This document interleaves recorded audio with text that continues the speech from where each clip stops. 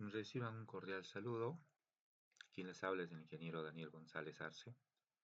En esta oportunidad vamos a realizar unos cálculos para poder diseñar una cimentación para cerco perimétrico. En la sesión anterior habíamos tratado sobre el dimensionamiento del ancho de cimiento y la profundidad de desplante. Entonces, esta disposición para el análisis de la cimentación de cercos se ha considerado dos casos, ¿no? El primer caso, cuando el muro es simétrico al cimiento, y cuando el muro es excéntrico respecto al cimiento. Como lo comentamos también en la sesión anterior, existe la posibilidad o la probabilidad de fallas que se pueden presentar en la cimentación de cercos, y estas son de dos tipos, ¿no? Una falla por volteo y una falla por deslizamiento. En el caso de la falla por deslizamiento, se ha tomado un factor de seguridad que sea mayor o igual a 1.50, ¿no? Esa relación que existe entre la fuerza, digámosle, resistente, ¿no?, sobre la fuerza actuante, obtenido cociente para poder comparar sobre el factor de seguridad del deslizamiento. Ahí lo tenemos. Entonces, este procedimiento, ¿no?, consiste en asumir una sección, por decirlo así, del cimiento y luego verificar los factores de seguridad, ¿no?, que nos permita prevenir las posibles fallas, ¿no?, que se puedan presentar al producirse un sismo. Para la falla por volteo se realiza una verificación, ¿no? Esta verificación está dada por el chequeo de los momentos, ¿no? El momento resistente sobre el momento actuante. Y ahí tenemos, digamos, esa relación, ¿no? El cociente debe ser mayor o igual a 2. La sección crítica al volteo del cimiento estará determinada por el punto de la cimentación que nos produzca el mayor momento actuante al producirse un sismo.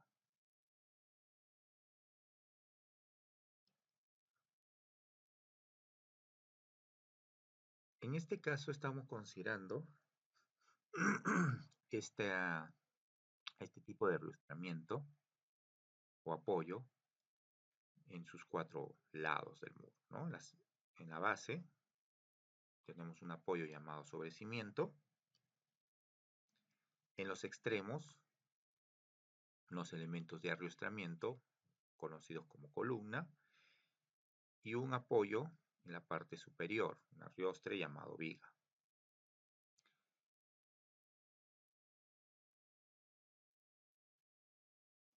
En los sucesivos videos también vamos a realizar la verificación considerando solamente 3 apoyos, o como el caso de los parapetos, ¿no?, considerando que en muchas de las viviendas pues a veces no consignan, digamos, por decirlo así, la restricción en los 3 lados, ¿no?, únicamente en la parte de la base,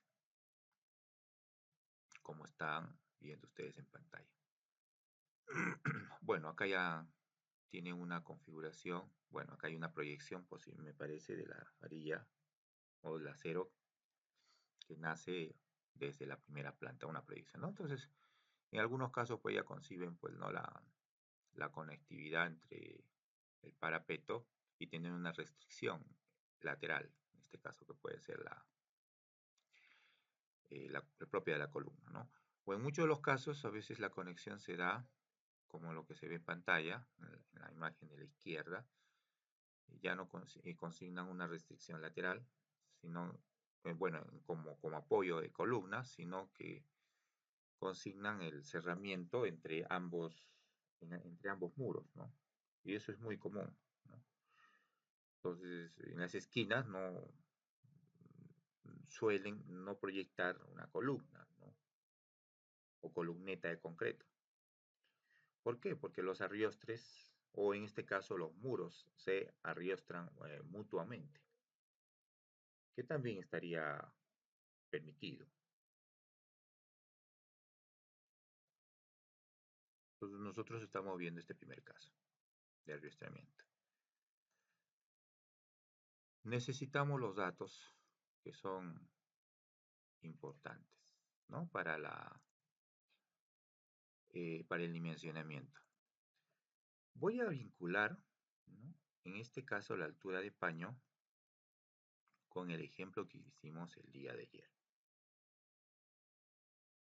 Sí, le vamos a bueno, vamos a vamos a hacer un cambio de la variable, vamos a denominarlo h sub m como altura de muro. Y en este caso, bueno, ya no vamos a trabajar con una longitud unitaria de muro, porque en ese caso, en la sesión anterior habíamos proyectado un diseño a 1 metro de longitud. En este caso vamos a proyectar, ¿no? Puede ser a 3 metros, puede ser a 4,50, puede ser a 5 metros. ¿Cuál es la longitud o el límite para poder tener una separación entre, entre elementos de arriostre, ¿no? Eso ya también está dado por la norma E070, ¿no? Hay un criterio donde indica que la separación entre arriostres, ¿no? La separación máxima, en este caso, a ver, vamos a ver, hay una limitación, ¿no? Tendría ser, bueno, en este caso, tendría que ser menor o igual a 2 veces la altura del muro. Y ya sabemos que esta es la altura del muro, ¿no? Sin contar el peralte de la viga. Si nosotros estamos proyectando una altura de 2,80,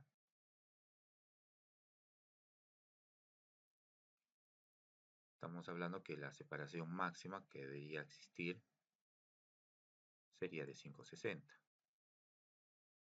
para este ejemplo.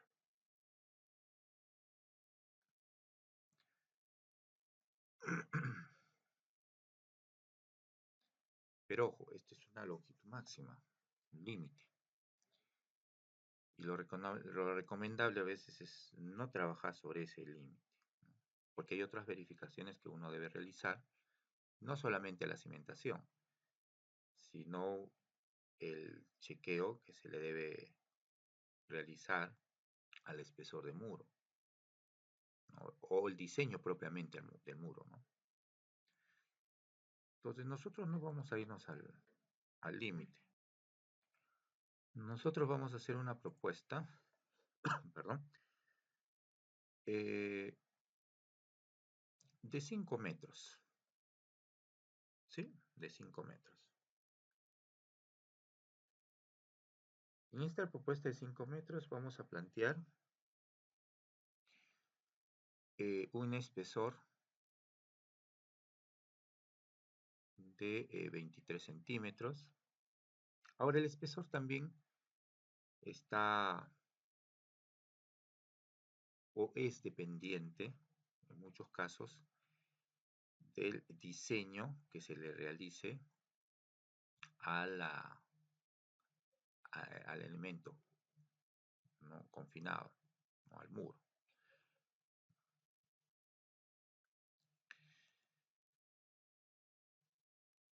Yo voy a proyectarlo por ahora 23 centímetros, ¿no? Y 5 metros. Para la cimentación no habría mucho inconveniente si yo le proyecto 6 metros, 7 metros o 10 metros. ¿Por qué les comento esto? Porque hay una separación, ¿no?, de cerco en sección que se realiza pues desde la cimentación, ¿no? Desde la cimentación, ¿no? O sea, prácticamente se divide el sobrecimiento o bueno, podríamos decir el sobrecimiento, ¿no? No se divide o se subdivide el sobrecimiento con la otra sección de cimiento, de sobrecimiento, perdón. Y acá se proyecta pues otra columna más, ¿no? Y sobre esa proyección pues no estamos hablando de dos columnas, ¿no?, separadas eh, por una junta, ¿no? Por una junta. Me parece que en algunos casos sí, creo que había este modelo, ¿no? Acá tenemos una longitud y para lo que es diseño de cimentación no habría inconveniente o no dependería en este caso de la junta de separación. Pero sí más o menos les pongo de conocimiento, ¿no?, qué porción o fracción de muro se estaría diseñando. ¿Por qué? Porque hay una porción de muro de paño que dependería, digamos, de la topografía, ¿no?, como en este caso, ¿no? Como en este caso, ¿no? Pero yo podría tomar ¿no?, una porción que puede ser, digamos, de paño, ¿no?, para el diseño de mi cimentación, ¿no? Con ese criterio podría estar diseñando mi cimentación. Pero ojo, ustedes lo pueden hacer de manera corrida también, o de junta a junta. A partir de acá también se va a ver en su momento. Hay unas recomendaciones, ¿no?, que una longitud máxima, o que no debería exceder una longitud máxima, para poder realizar la inclusión, digamos, de una junta sísmica, ¿no? Por ejemplo, acá tenemos una junta, ¿no? Acá también se puede visualizar una junta, pero o sigue conectada por un elemento de o por una restricción en la parte superior, que esto sí se debería corregir, ¿no? Acá sí se debería liberar, por decirlo así, ¿no? Son consideraciones que uno debe tener al momento de realizar el diseño. Entonces, para nuestro caso vamos a considerar el paño. Muy bien. Y para ese paño efectivo voy a considerar un espesor efectivo de muro de 23 centímetros, ¿no? En este ejemplo me parece que hemos consignado unos 13 centímetros, ¿sí? Vamos a hacer acá una modificación o una leve modificación. Vamos a actualizarlo a 23 centímetros, ¿sí? A ver acá, ya tenemos una ligera variable o una ligera variación, perdón, en esta variable denominada profundidad de desplante. Ya indicamos a qué se refería la profundidad de desplante, ¿no? En este caso hace referencia a la excavación, ¿no?, para poder emplazar, proyectar, digamos, el cimiento corrido. Eso incluye la totalidad de la cimentación y parte del sobrecimiento, prácticamente el relleno, ¿no? Estamos haciendo una ligera modificación a 23 centímetros. Esto también lo voy a vincular para que exista, digamos, una relación. Estamos considerando el tarrajeo o el espesor de tarrajeo de 2 centímetros. El peralte de la viga también las vamos a vincular. Pero, a ver, En este caso, lo vamos a vincular con este proyecto de acá, ¿sí? Con este proyecto, o con esos cálculos, ¿no? Tenemos el peralte de la viga solera, ¿sí?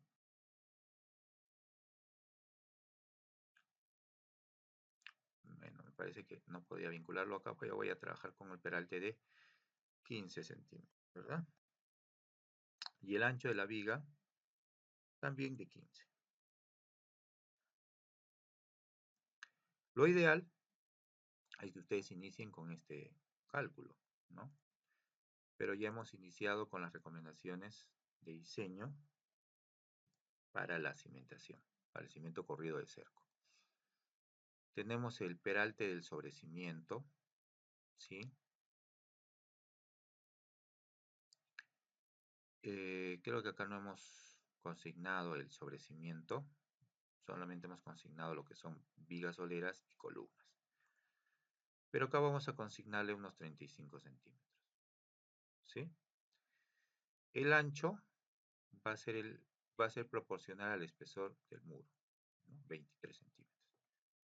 ¿Sí? Lo voy a vincular de esa manera. ¿Ok?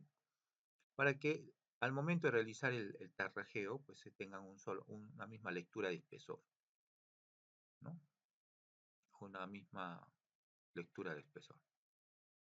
El espesor al final va a ser pues el que se requiera, ¿no? O el que determine la arquitectura.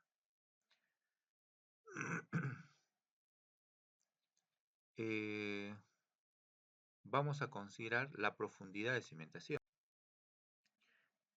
Bien, pero antes, en cuanto a los espesores, posiblemente exista también una duda. Hay que tener bastante cuidado por ese lado, porque cuando el espesor a veces es muy eh, delgado, por decirlo así, vamos a tener problemas con la presencia de algunas grietas, por decirlo así. Entonces se recomienda un espesor mínimo de 1.5. Yo estoy planteando 2 centímetros, ¿no? Pero como les comenté, depende ya de la arquitectura. La arquitectura acabado de muro, de repente indicarán, pues, ¿no? Que sea de 25 centímetros, ¿no?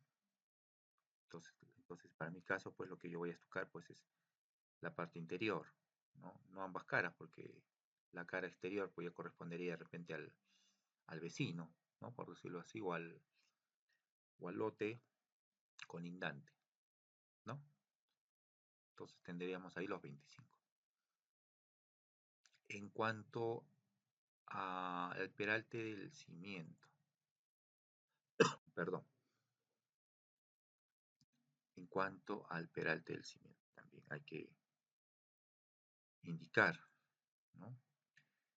Esta profundidad del cimiento es ya la profundidad de desplante, por decirlo así, ¿no? Pero el peralte del cimiento es la porción que corresponde al cimiento, ¿no? Ahí está, H sub C.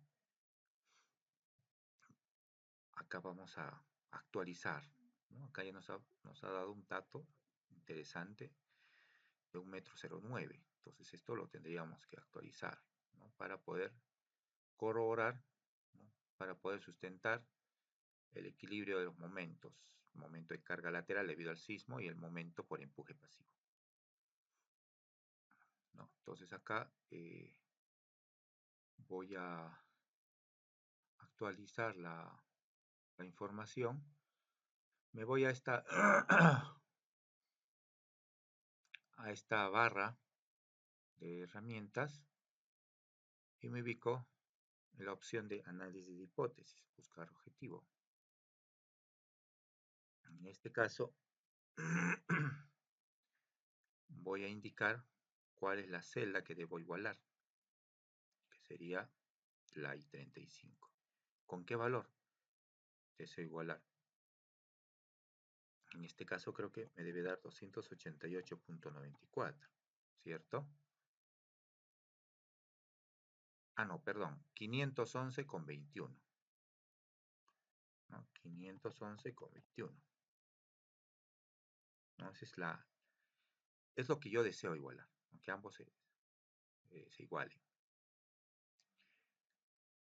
Y en este caso voy a indicar en función a qué casilla o a qué celda, cuál es la que deseo que se actualice, ¿no? Y simplemente le doy a aceptar.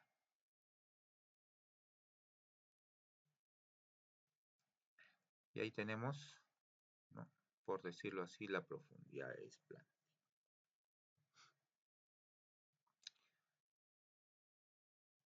La profundidad total de desplante, 109.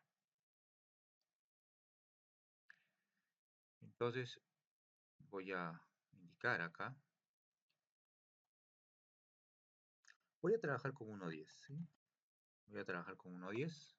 Mi profundidad de cimiento, profundidad de desplante. Y el peralte del cimiento, pues voy a revisar, ¿no? Voy a reducir un poco la pantalla. Voy a revisar qué es lo que me conviene, ¿no? Voy a iniciar con una profundidad mínima que me da la norma, que es de 30 centímetros, ¿no? Y quiere decir aún que todavía me estaría faltando para llegar a la profundidad requerida. Pero 75. Acá hay un detalle importante. Este relleno, ¿sí? Vamos a ver si el sobrecimiento, ¿no? Si el sobrecimiento es el idóneo también, ¿no? Acá tendríamos que descontar también, ¿no? Entonces,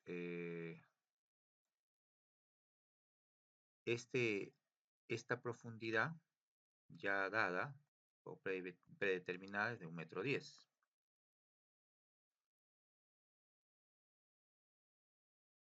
Vamos a colocarle así, ¿no? Para que sea un poco más entendido, ¿no? Estamos indicando que por ahora esa profundidad sería de 1,10 m.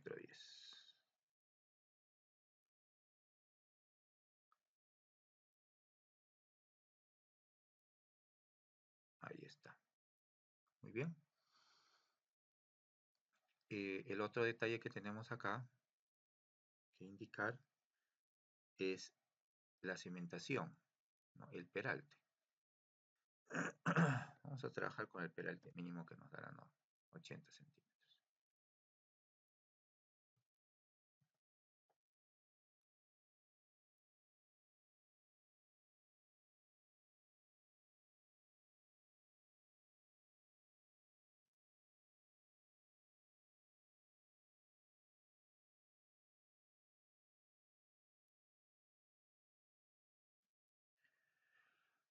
Listo. Y la porción que nos estaría faltando, incluir acá,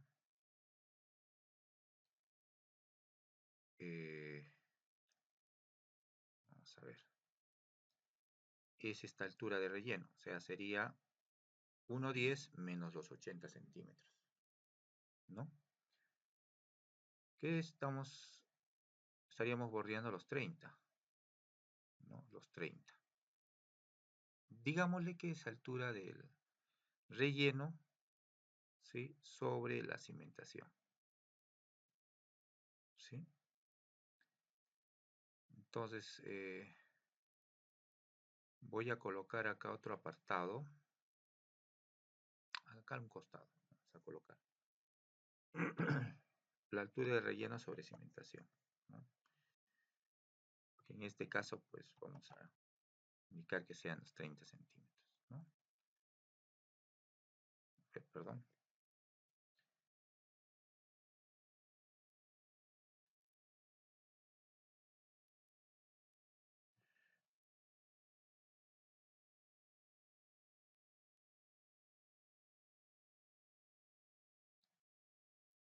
Perdón.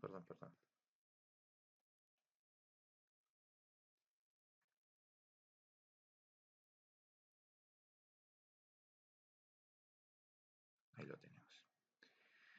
El peralte del sobrecimiento, pues no podemos considerar como una profundidad de cimiento, ¿no? Porque la profundidad de cimiento ya es desde la base, ¿no? Desde la base.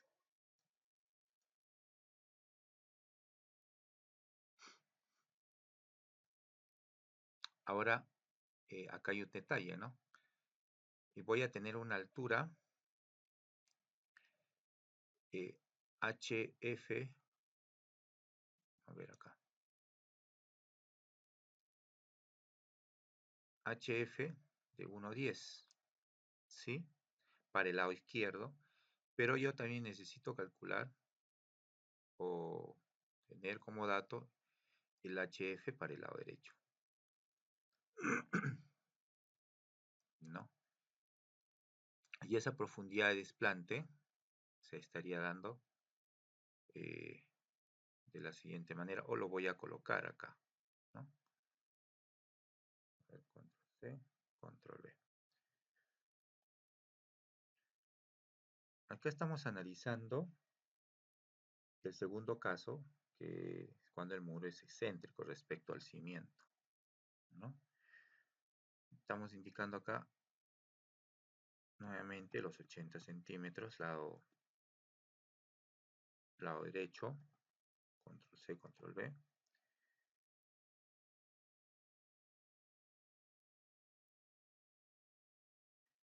Y acá nos va a dar como resultado la suma entre los 80 centímetros más HR, ¿no? A ver, vamos a sumarlo acá. Los 80 centímetros más HR. 1,05. ¿Sí?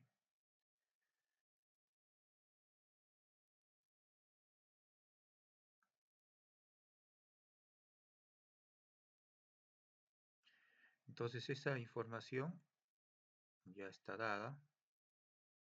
Este dato sería la otra profundidad de desplante, pero el lado derecho, ¿no? Lado izquierdo, lado derecho. Creo que ya está dada esa información. El ancho del sobrecimiento, nosotros habíamos planteado un ancho mínimo de 40. Ya habíamos indicado en la sesión anterior. La altura del relleno estamos cubriendo, bueno, un requerimiento, en este caso de 25 como mínimo. Puedo darle más incluso, ¿no? Puedo dar 30 centímetros. Pero también tenemos que tener en cuenta la no exageración de nuestro sobrecimiento. Pues, si no, vamos a tener que convertirlo en sobrecimiento armado. ¿Por qué? Porque va a requerir para ese peralte o para un peralte dado acero. Vamos a indicar acá las características del material. En este caso el concreto armado, concreto simple y de la albañilería, ¿no? Los pesos volumétricos. 2.400 para el concreto armado, concreto simple 2.300 y para el peso volumétrico de la albañilería 1.800 kilos por metro cúbico. En cuanto a su sismicidad, acá habíamos hecho un cambio a 1.5 el factor de uso, factor de zona creo que habíamos actualizado a 0.35. El factor de suelo también. Creo que esos parámetros ya sean, bueno, no creo que sea también de desconocimiento, esto ya es cultura general para quienes se encuentran en el Perú, ¿no? Estamos considerando una zona 3, suelo S2, 1,15. O suelo S2, S3, me parece, ¿no? Que habíamos considerado. A ver. bueno, correspondería a ese tipo de suelo. Pero para ser un poco más coherentes, perdón, vamos a contemplar un suelo intermedio, un S2.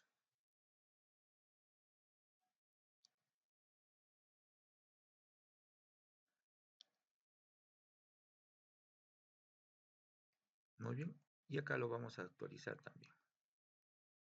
1.15, ¿no?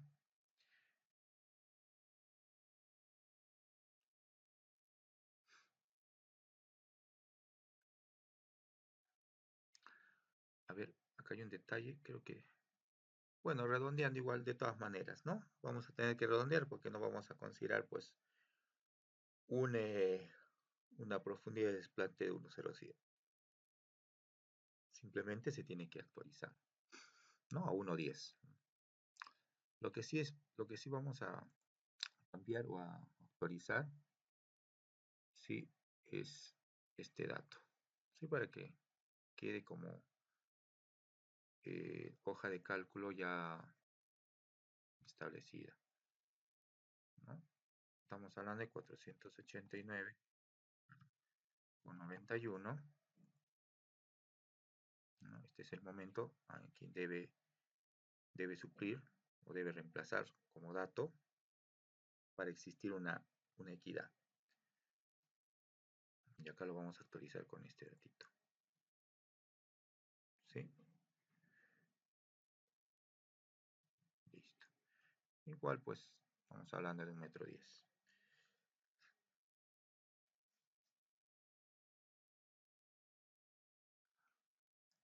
Coeficiente sísmico para elementos no estructurales.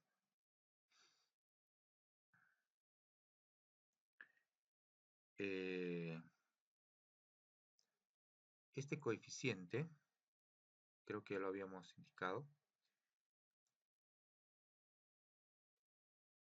en la norma pasada, la no vigente, bueno, la que no estaba vigente, la versión anterior, mucho más antes, a la actual, había un apartado para cercos, pero son cercos perimétricos que se encuentran fuera del área, digamos, o fuera de la estructura o de la superestructura o de la edificación. Esto sí aplicaría para tabiques, ¿no? O muros que se encuentran dentro de una edificación. Por eso considero este coeficiente C sub 1, ¿no? De 2. El coeficiente sísmico C sub 1 como 2. Pero la norma vigente ya no contempla para cercos perimétricos, como pueden ustedes revisar o observar, ¿no? Para calcular las solicitaciones de diseño en muros, tabiques, parapetos y en general elementos no estructurales con masa distribuida, la fuerza Fc convierte en una carga uniformemente distribuida por una unidad de área. Para muros y tabiques soportados horizontalmente en 2 niveles consecutivos, se toma el promedio de las aceleraciones de los 2 niveles. Bien. Para este apartado, como les había,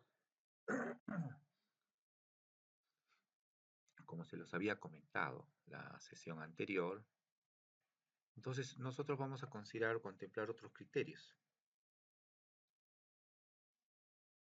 Esto sigue vigente, pero para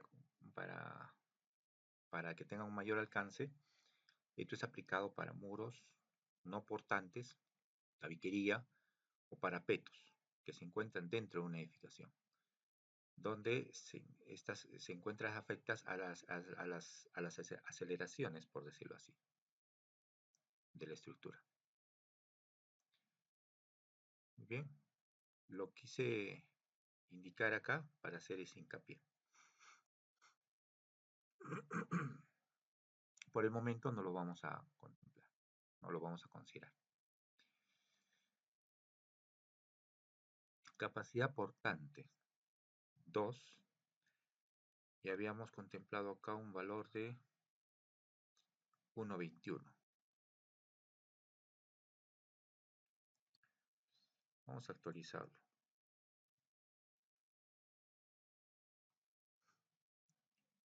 el peso específico del suelo.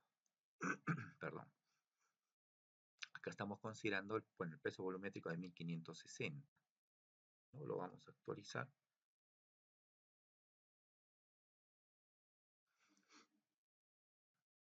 El ángulo de fricción, 12 grados. Vamos a vincular.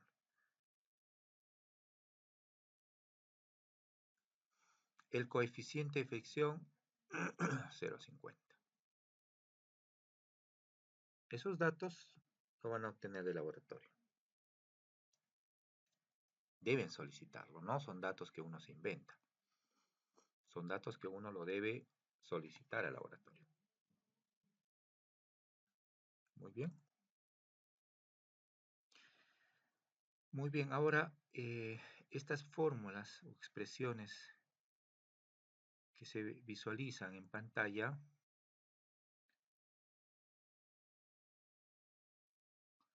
se van a explicar, ¿no?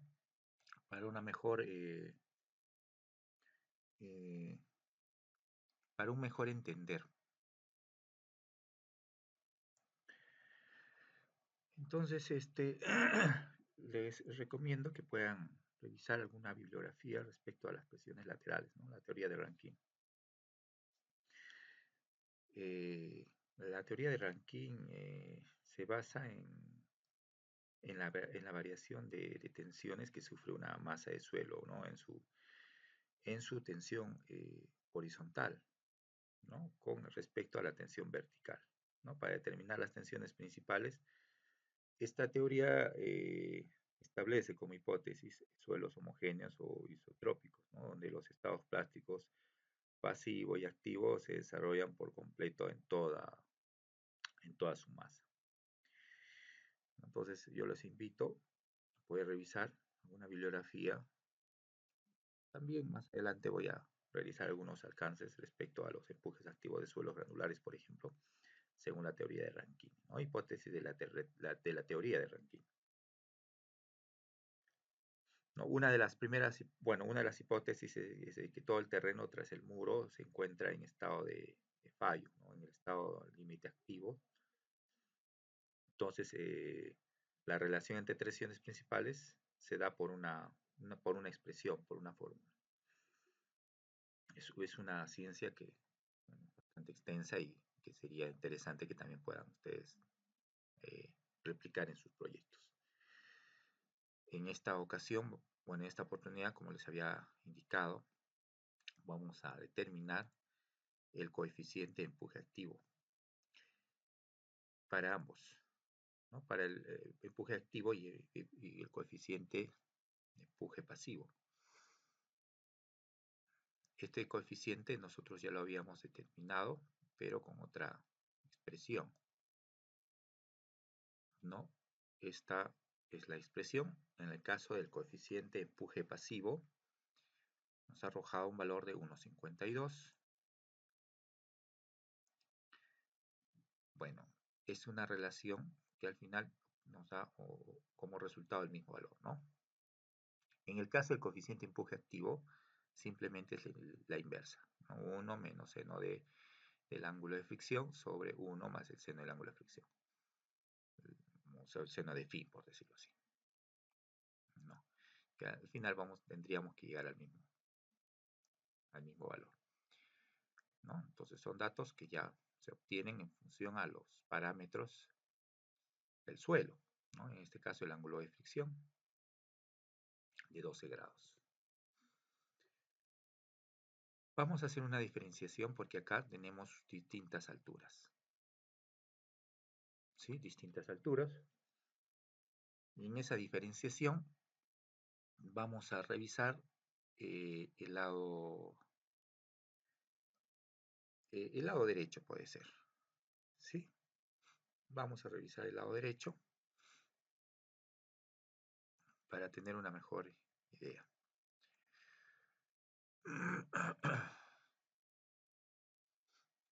O en todo caso, simplemente voy a ver esta previsualización.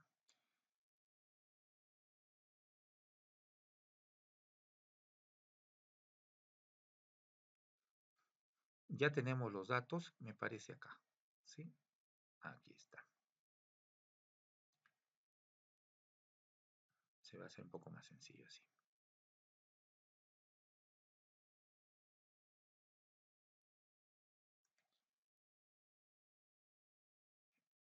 Entonces tenemos lo siguiente. Voy a necesitar determinar el lado derecho o los cálculos. Y lo que se me pide a mí es determinar el empuje para el lado derecho. El empuje pasivo. Para determinar el empuje pasivo, pues voy a... Perdón. Voy a tener acá una presión que está dada por una altura definida. Esta altura definida vendría a ser la profundidad de desplante, simplemente por el peralte de la cimentación, ¿no? Más y la altura de relleno.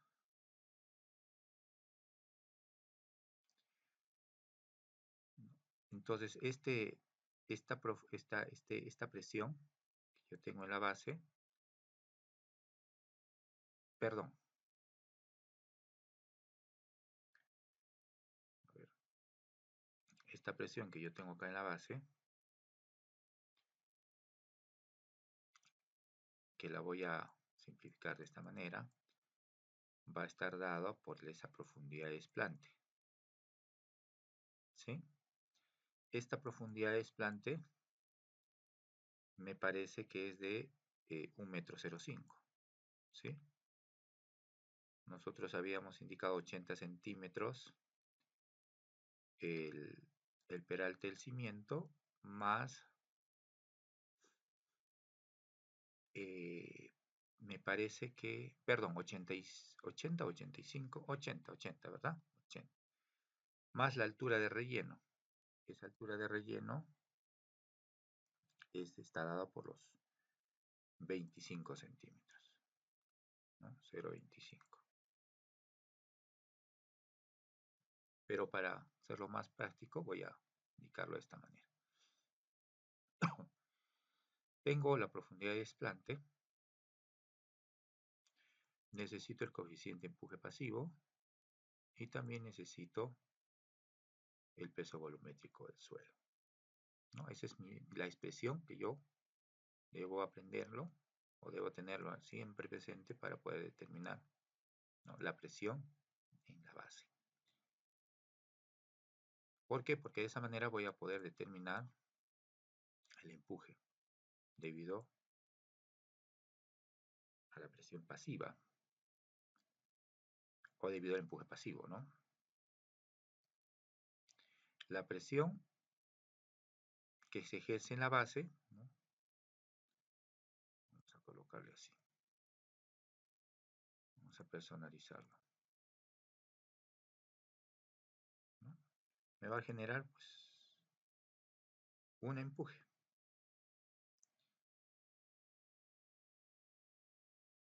Y este empuje va a estar dado por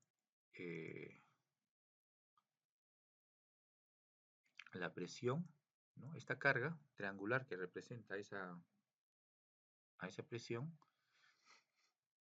está dada por P sub P, por la altura, que en este caso sería la profundidad de desplante, que en las expresiones que ustedes van a encontrar en el Excel está dado así, de esta manera, ¿no?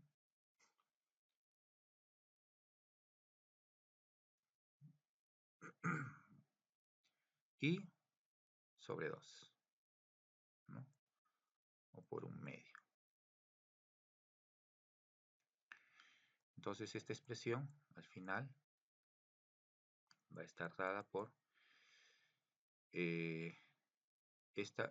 esto de acá es lo mismo a decir esto. Entonces si deseo, para hacerlo al igual que mi hoja de cálculo, ¿no?, sería elevado al cuadrado, ¿no? La profundidad de desplante sería elevado al cuadrado, ¿no? Por el coeficiente de empuje pasivo y por el peso volumétrico del suelo.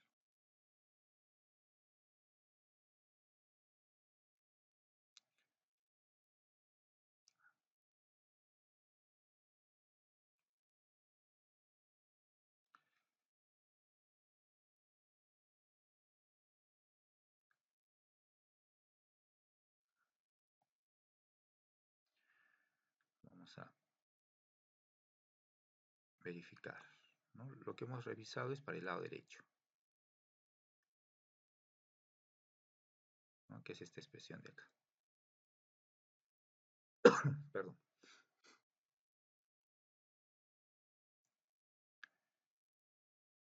Y estaría faltando a esta expresión de acá. Ay, creo que no sale toda la...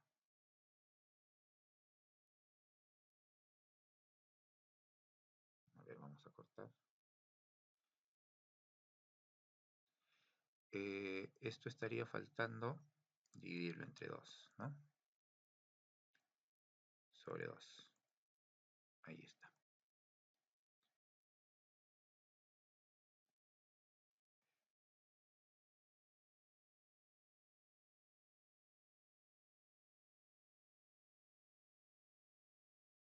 Esta relación, bueno, o en este caso la profundidad de desplante elevado al cuadrado por el peso volumétrico del suelo por mi coeficiente de empuje pasivo sobre 2.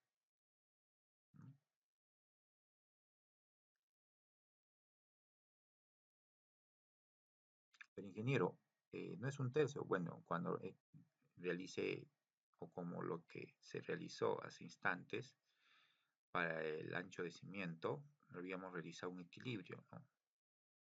En un punto de aplicación habíamos realizado a un tercio de ese punto de aplicación, habíamos aplicado un brazo de palanca. No, pero acá no estamos realizando momentos. Simplemente hemos determinado, hemos hecho una analogía entre el área del triángulo, convertirlo a una carga puntual. En este caso, esa carga se llama empuje.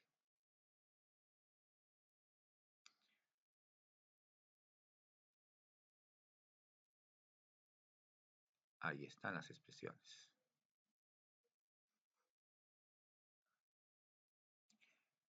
Y este chequeo o esta verificación la vamos a realizar por un metro de murito. Un metro de muro. ¿Sí? O sea, ese empuje lo vamos a analizar para un metro de muro. Entonces simplemente vamos a multiplicar por un ancho, no un ancho, sino un largo como acá, como por una longitud unitaria de muro. Si lo colocaba acá L, nos íbamos a confundir pues, con la longitud de paño, ¿no? Perdón. Muy bien.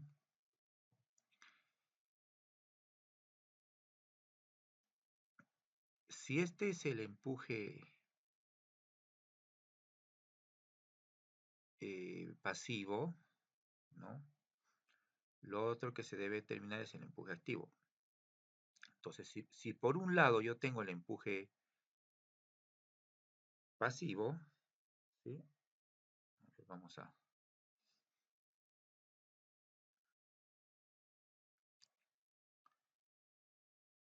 Acá, perdón. Si por un lado tenemos el empuje pasivo, vamos a pedir toda una vista completa. Listo.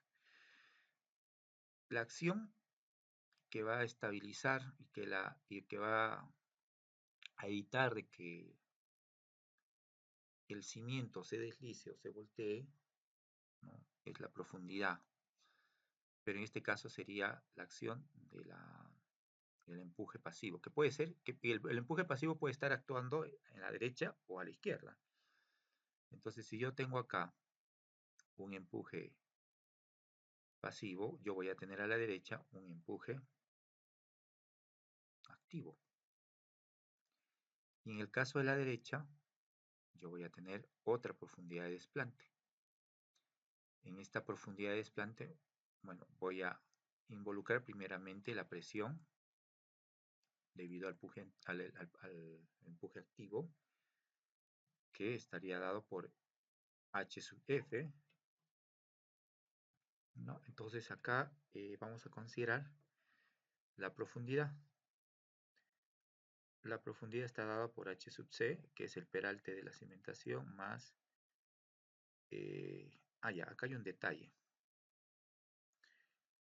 Acá no tengo esta porción, ¿no? Porque la porción que tengo dice, bueno, establecida acá en la gráfica es de HSC, que significa la altura de sobrecimiento. Entonces, simplemente lo voy a simplificar de la siguiente manera, ¿no? Que sería la altura del relleno, ¿no? O la profundidad de desplante del lado izquierdo, pero como empuje activo, ¿no? Por el coeficiente empuje activo y por el peso volumétrico del suelo. Ahora esto yo lo tengo que convertir a empuje. Y está dado por esta presión. Esta presión es H sub F por el coeficiente de empuje activo y por el por el coeficiente de empuje activo y por el peso volumétrico del suelo, ¿no? Esta expresión es esta expresión de acá es la presión del suelo debido al empuje activo. Para convertirlo, ¿sí? ¿No? Esta presión para convertirlo a empuje es base por altura sobre 2. Lo único que estoy haciendo es hacer una analogía gráfica, que la representación triangular la puedo convertir a una representación puntual, ¿no? Entonces estaría dado por la base, por la altura. En este caso la altura se está repitiendo, por eso lo voy a elevar al cuadrado, ¿no? Sería la base, si lo multiplico nuevamente por la altura, ¿no? Sería base por altura sobre 2, ¿no? Y esto lo divido, ¿no? Por 2. Y como estamos analizando por un ancho de 1 metro, ¿no? Por un ancho de 1 metro.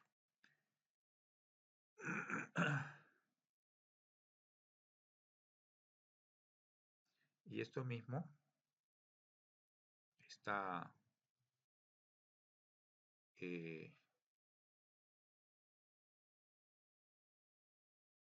dado acá, ¿no? Si ustedes pueden ver, ¿no? Es la misma expresión. Simplemente estamos sustituyendo valores, pero estamos explicando un poco más o menos cuál es la función. Ahora, lo mismo realizo, pero para el lado izquierdo. Para el otro lado, voy a indicar de que el empuje que se genera acá es el empuje pasivo y el que contrarresta vendría a ser el empuje activo. O en este caso se efectúa el empuje activo, pero el que contrarresta ese efecto que lo va a hacer vulnerable a la estructura, pues es el empuje pasivo. Es el mismo criterio. Lo que necesito seguidamente, una vez que obtuve los empujes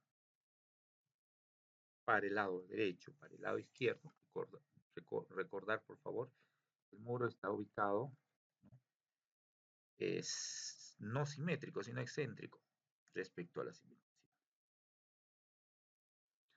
El otro dato que necesito determinar es el peso del muro, pero incluyendo ya la viga. La viga, ¿no? Etcétera, etcétera, etcétera. En este caso, se está considerando el peso de la viga, ¿sí?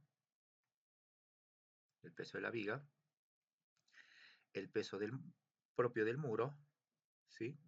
Yo estoy haciendo un corte transversal al muro. Por eso que no se está visualizando la columna, ¿no? Porque en este caso, si yo hago un corte transversal sobre la columna, ese ya no estaría actuando sobre el muro, ¿no? O sea, la columna es un elemento, una restricción y un elemento de restreamiento, pero no está, digamos, directamente vinculada a la conexión entre muro y, y columna sobre la cimentación, ¿no? O sea, ¿a qué me refiero? Por eso que no estoy incluyendo dentro de esa analogía. Que el peso que se ve, a ver,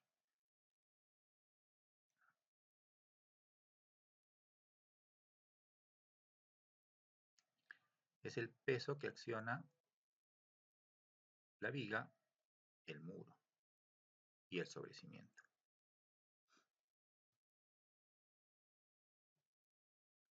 Y a su vez, pues, ¿no? El propio cimiento, ¿no? Que actúa sobre el terreno. Entonces, simplemente es la sección transversal de la viga por el peso volumétrico del concreto, del material, ¿no?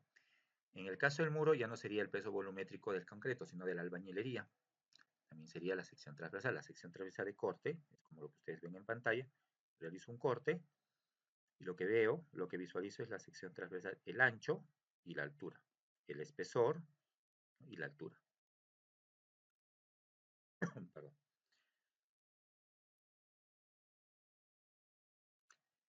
El sobrecimiento, perdón, lo mismo. Estoy haciendo un corte, en este caso sería el espesor del sobrecimiento, que sería, me parece, 15 centímetros, la altura y el peso volumétrico del material, en este caso del concreto simple. Por eso que hemos hecho una diferenciación acá. Concreto armado 2400, concreto simple 2300. Esos valores van a cambiar, ojo, ¿no? Hay factores que no necesariamente van a ser pues, 2400 o 2300, ¿no? 2400 poco más, incluso con decimales, etcétera, etcétera. El otro, el otro dato que se requiere, pues el peso del relleno, que actúa sobre el cimiento, ¿no? Esta porción, ¿no?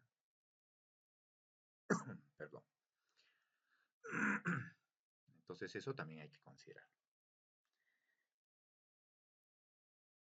Entonces obtengo un peso total de 2300, 2301,45 kilos, ¿no? Lo otro que yo necesito es la fuerza horizontal de sismo.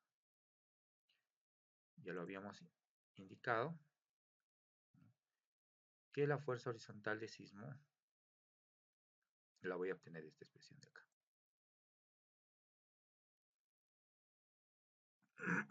Y eso está representado de esta manera, ¿no? Voy a obtener una fuerza horizontal de sismo aplicada a la viga, a cada elemento, ¿no? Al muro, ¿no?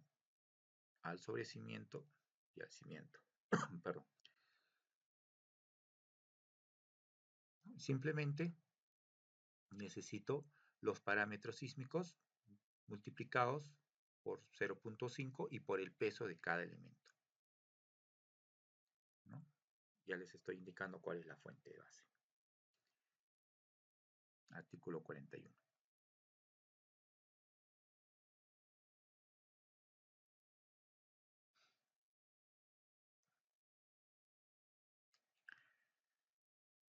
Entonces tengo una fuerza horizontal de sismo de 674 kilos.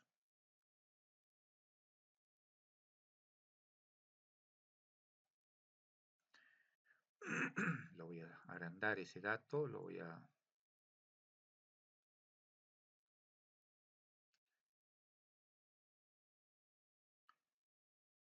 Listo.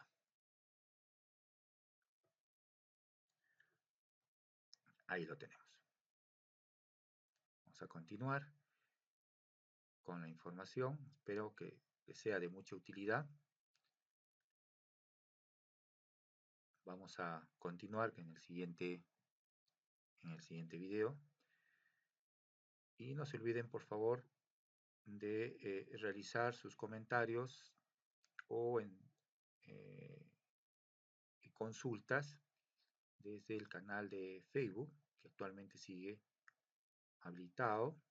Por problemas técnicos no ha estado actualizado en en los últimos días o semanas, pero de aquí en adelante pues vamos a empezar a interactuar con nuestros estudiantes, algunos profesionales que también realizan algunas consultas y que a veces requieren de la hoja de cálculo para poder ¿no?